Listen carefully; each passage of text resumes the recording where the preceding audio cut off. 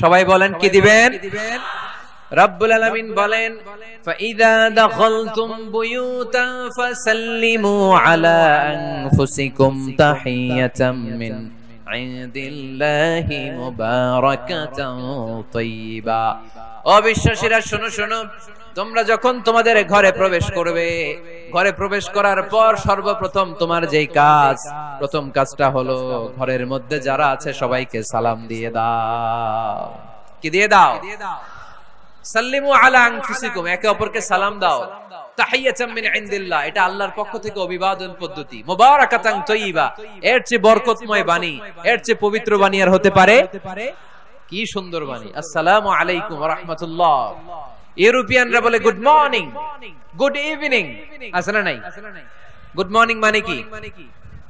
শুভ সকাল, ঠিক কি না? গুড ইভিনিং মানে কি? শুভ সন্ধ্যা।